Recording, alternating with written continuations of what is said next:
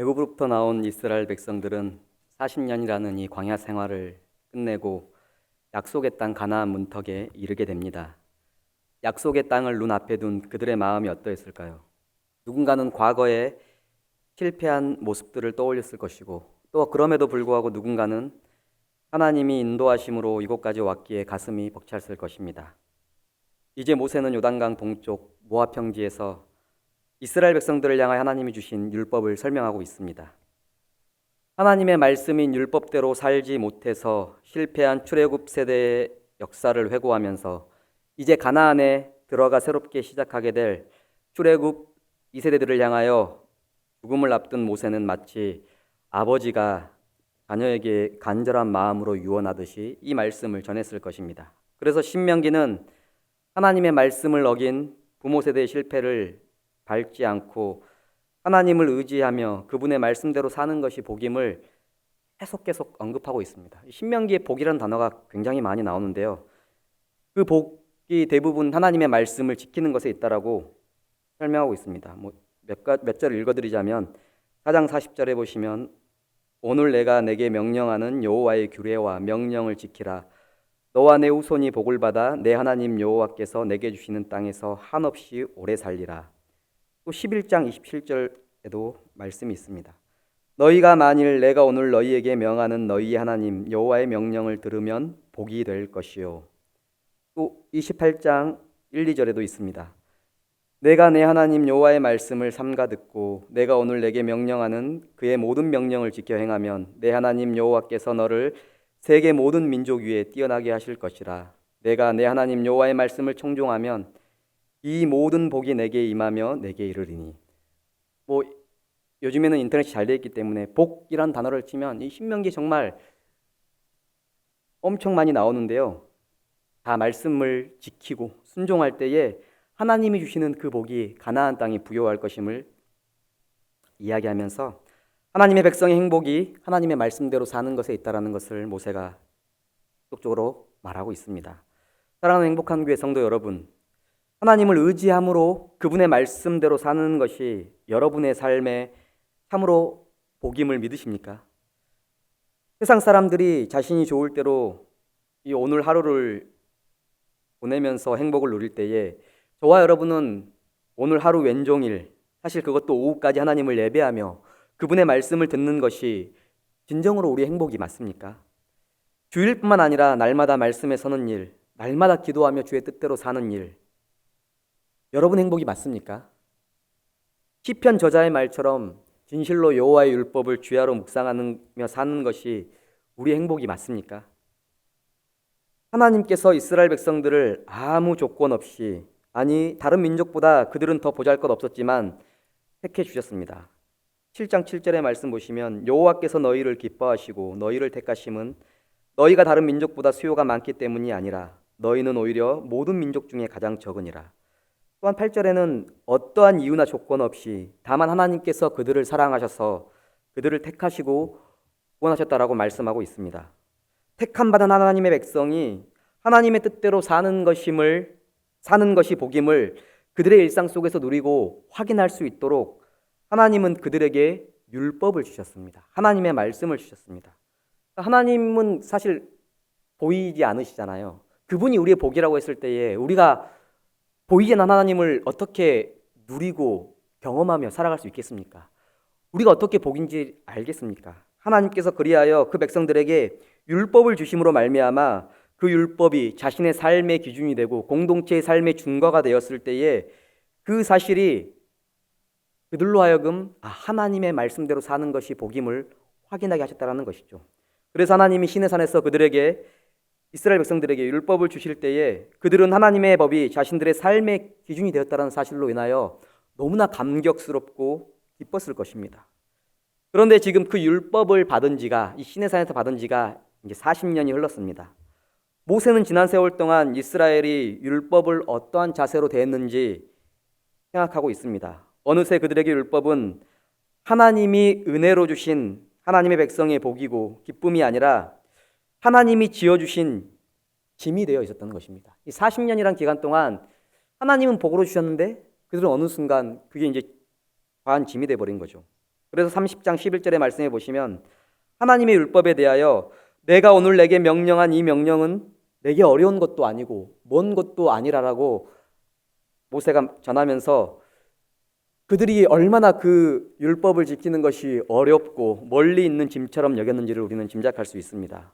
그래서 율법을 지키며 사는 것이 성도의 복이고 하나님이 주시는 복을 누리는 비결이라고 계속 모세가 설명하면서도 동시에 그 율법을 이스라엘이 지킬 수 있을지에 대해서 그리 밝은 기대를 내비치지 못하는 것이 사실입니다.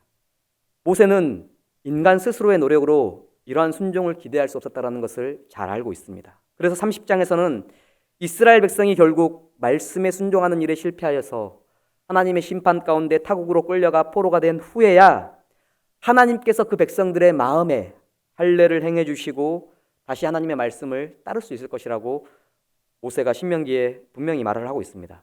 그러니까 끊임없이 하나님의 말씀을 지키는 것이 복이라고 설명하고 있지만 그 복된 인생이 그 인생을 그들이 살아낼 수 없을 것이라는 것 또한 모세가 알고 있었습니다. 그래서 결국은 그 복됨을 누리는 것을 하나님께서 그들에게 마음의 할례를 행해 주시기를 기대하고 있는 것이죠. 모세가 바라본 이러한 이스라엘 백성들의 상황이 사실 오늘 사는 저와 여러분의 모습과 다르지 않다고 생각합니다. 아무리 은혜를 받아서 하나님을 믿음으로 목회를 시작했거나 직분을 받았거나 또는 신앙생활을 시작했다 할지라도 한때 은혜의 감격에 젖었지만 어느 순간 믿는다라는 것이 또한 신앙생활을 해나간다라는 것이 짐으로 여겨지는 경우가 참으로 많습니다. 코로나로 인해서 이러한 신앙의 모습이 더욱더 분명하게 드러나는 것 같습니다. 현재 코로나로 인해서 신앙생활에 가장 어려움을 겪고 있는 연령층이 누굴까? 조사에서도 나와 있더라고요. 바로 청년들 또는 한 30, 40대의 젊은 층에 속합니다.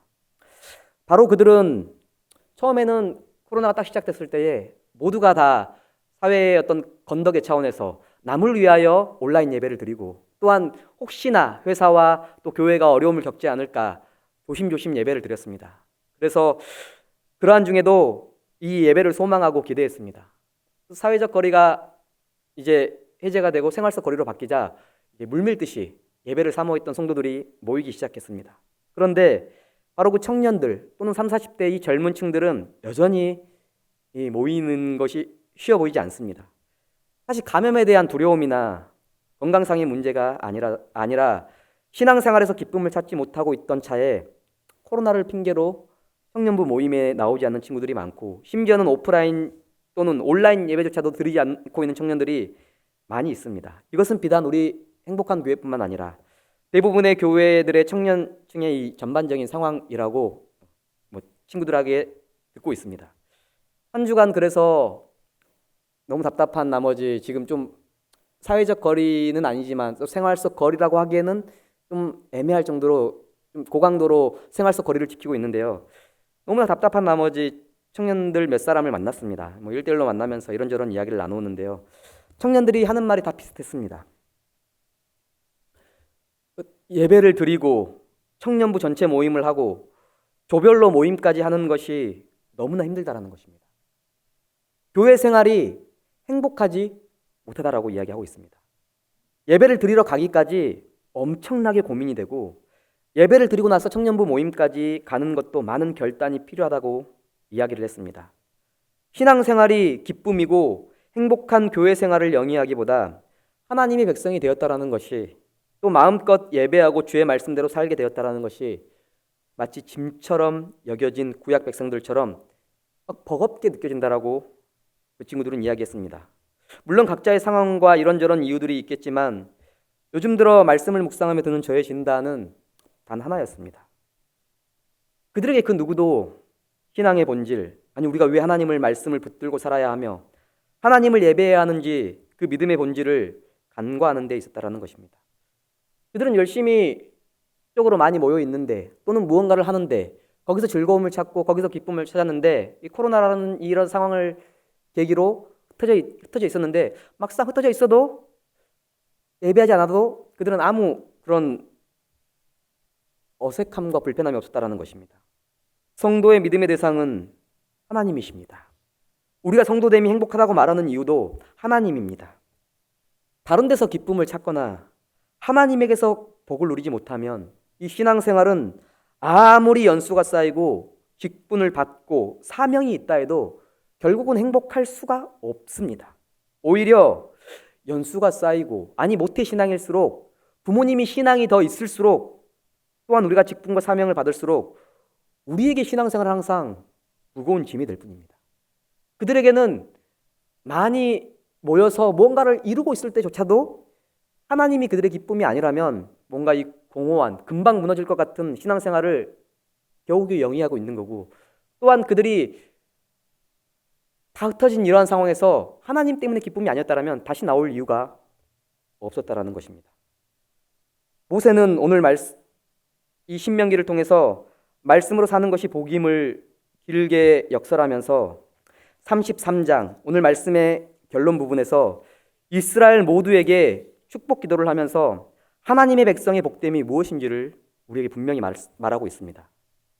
본문에서는 하나님이 백성이 지켜야 할 어떠한 율법도 또는 사명도 직분도 다른 거 어떠한 그런 묘사나 군더더기가 전혀 없습니다. 이스라엘을 향한 축복의 결론은 너무나 분명합니다.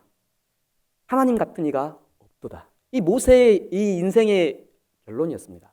하나님 같은 분이 없다. 하나님만이 참 하나님이시다.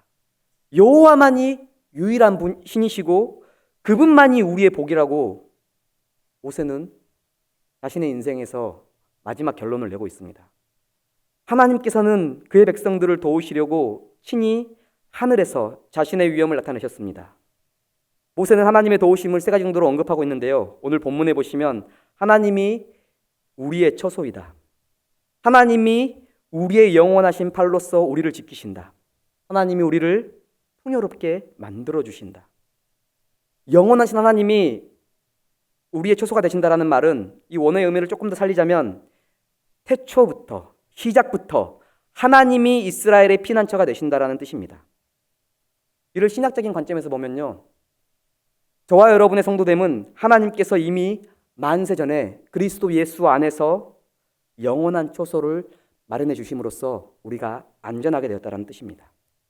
또 하나님의 영원하신 팔은 그분의 능력을 나타내는데 하나님께서 처소가 되실 뿐만 아니라 가나안에서의 모든 대적을 물리쳐 주신다라고 말씀하시는 것입니다. 하나님의 백성의 승리의 근거는 오직 하나님이심을 분명히 하고 있습니다. 이처럼 하나님이 시작부터 우리의 처소가 되시고 영원하신 팔로 대적을 멸하실 것이기 때문에 하나님의 백성은 안전합니다. 나아가 풍부한 땅의 샘물과 하늘의 넉넉한 이슬이 대지를 적시고 풍성한 곡식을 수확하고 새 포도주를 마음껏 마시게 될 것이라고 밝히고 있습니다.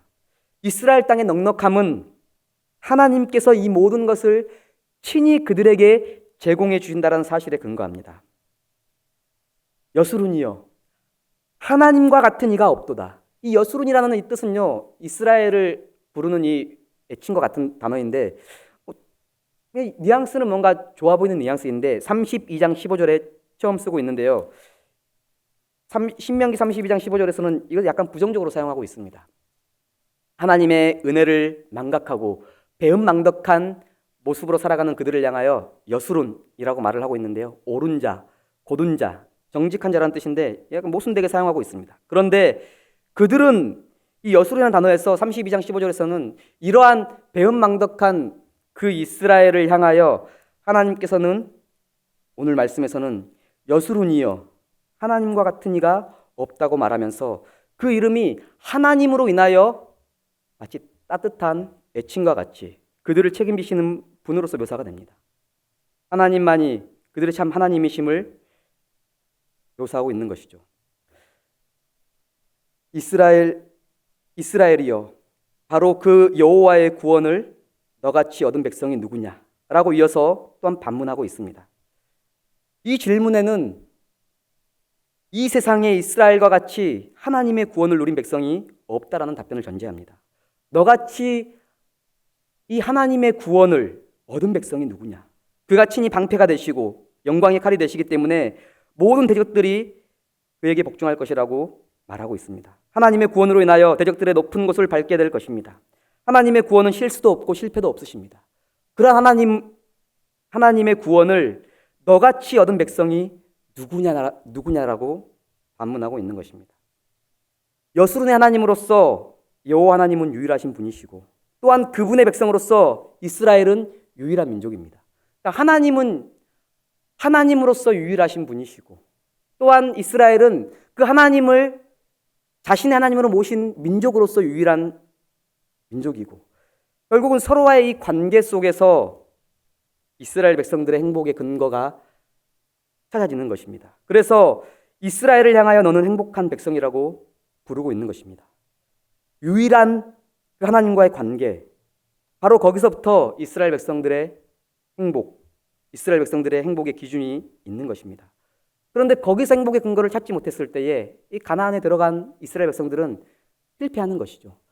하나님으로부터 그들의 모든 행복의 근거가, 그들의 기쁨의 근거가 찾아졌을 때에 그들은 가나안에서든지 아니면 이 광야에서든지 동일하게 하나님의 말씀에 순종할 수 있고 기쁨과 만족을 누릴 수 있을 것입니다. 모세는 33장에서 이 쭉 보시면 모세의 마지막 축복에서 각 지파에 대하여 구체적으로 복을 선포한 다음에 오늘 말씀에서 온 이스라엘에게 복을 빌어주고 있습니다. 그런데 오늘 말씀에 이 26절부터 마지막 절까지의 비슷한 본문이 처음에도 나오고 있습니다. 33장 1절부터 5절까지 하나님이 그들의 복이심을, 하나님이 그들 가운데 강림하셨음을 나타냅니다. 그리고 하나님의 말씀을, 하나님의 백성들이 그 발 아래 엎드려서 그의 말씀을 듣는 것이 복임을 묘사하고 있습니다.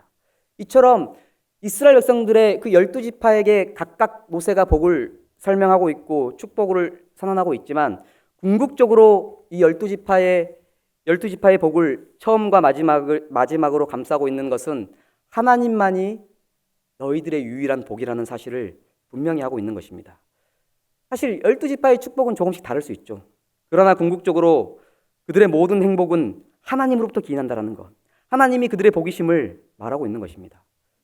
사실 같은 교회를 다니고 있고 같은 공동체를 섬기고 있는 성도라 할지라도 하나님께서 그들에게 주신 은사나 가시적인 복은 다 다를 수 있습니다. 누군가에게는 더 재물이 있을 수 있고 누군가에게는 더 어떠한 은사가 더 부여받을 수도 있고 누군가는 또 다른 어떤 그런 하나님 주신 복들이 다 다를 수 있습니다.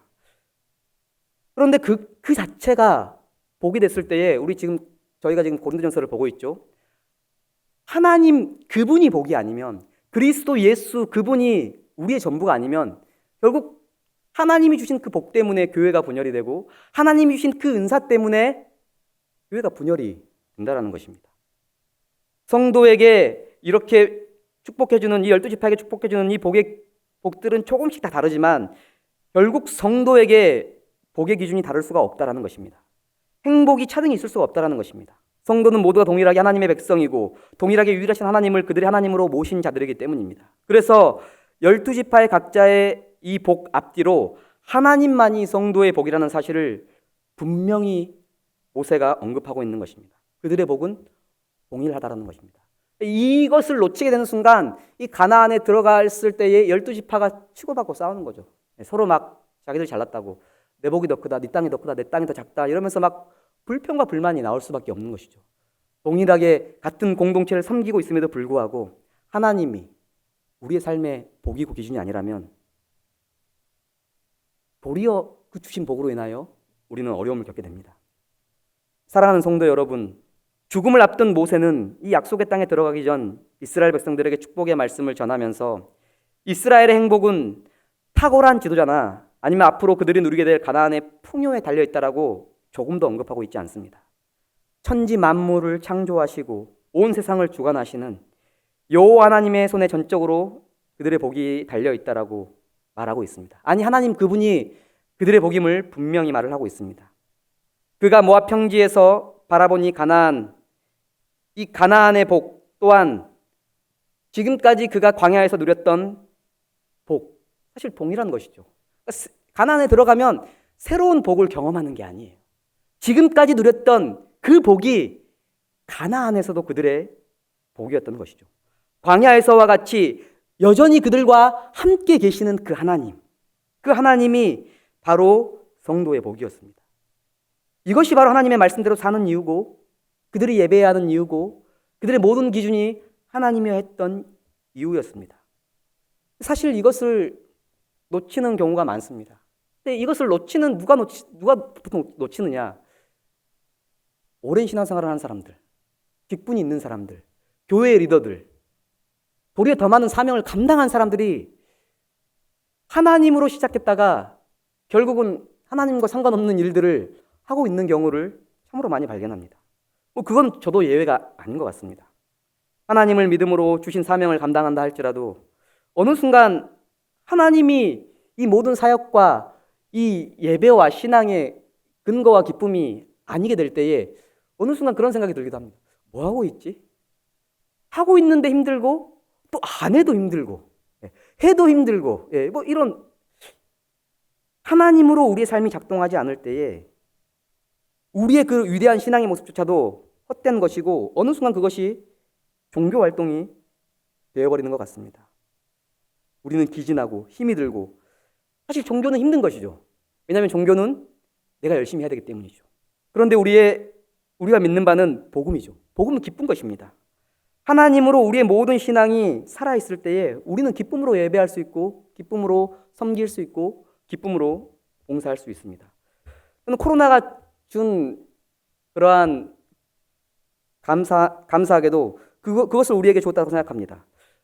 정말 우리가 하나님으로 인하여 예배했고 하나님으로 인하여 직분을 섬겼고 하나님으로 인하여 우리의 교회가 교회됨을 확인하고 누렸는지 들리는 바에 의하면 요즘 이제 큰 교회에서는 담임 목사님들이 굉장히 어려움을 겪고 있다고 합니다. 그동안 많은 행사들과 많은 어떤 모임들을 통하여 교회의 어떤 그런 규모를 자랑하고 어떤 교회의 교회됨을 확인했는데 지금 코로나 때문에 아무것도 못하게 되니까 예배를 드리는 것만으로는 뭔가 이게 지금 어렵다는 거죠. 그러니까 딱 주일 이렇게 모여서 예배하는 것만으로는 이게 뭔가 지금 안 하고 있는 것 같고 마음이 조급하고 괴롭다는 거죠.